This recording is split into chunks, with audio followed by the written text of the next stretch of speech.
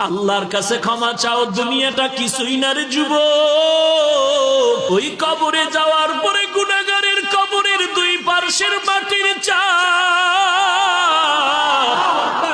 পাথরের হার চুরমার হয়ে যাবে। একটা নয়, দুটো নয়, 70 থেকে 99টা সাপের কামড়।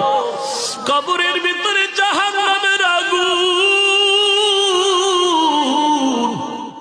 এরে বান্দা, এখনো কি আল্লাহর রাস্তায় ফিরে আসবি না?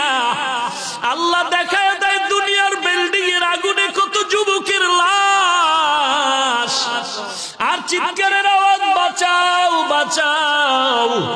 একটু চিন্তা করে দেখ, যখন আগুন লাগছিল শরীরের মধ্যে তখন ওদের কেমন লাগছিল, অবস্থাটা কেমন হয়েছিল।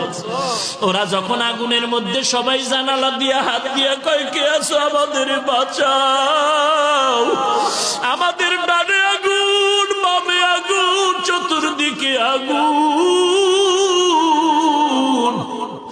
এই দুনিয়ার আগুন থেকে হাজার হাজার হাজার তাপের মাত্রার আগুন হবে জাহান্নামের আগুন। এরে যুবক, পায়ে হাত রেখে বলি, পাও দুটা আগাইয়া দাও। আমি তোর পায়ে ধরে বলি, আর গুনাহ করিস না রে যুবক, আর গুনার পথে যাইও না। নামাজ পড়ো, পর্দা করো, মা বাবার খেদমত করো, আল্লাহওয়ালাদের দোয়া নিয়ে চলো। আল্লাহর কাছে ক্ষমা চাও, দুনিয়াটা কিছুই না রে যুবক। পায়ে হাত রেখে বলি, এই যে বন্যা হয়ে গেল কয়েকদিন আগে, কত মানুষ বন্যায় মরে গেল। ঢাকার শহরে গাড়ির উপরে গাছ পড়লো, গাছে আঘাতে গাড়ির মধ্যে মানুষ মরে গেল। এরে বান্দা, এখান থেকে ঘরে যাওয়ার কোনো গ্যারান্টি নাই। আবার রাত্রেবেলা ঘুমাবি, ভোরবেলা উঠার কোনো গ্যারান্টি নাই।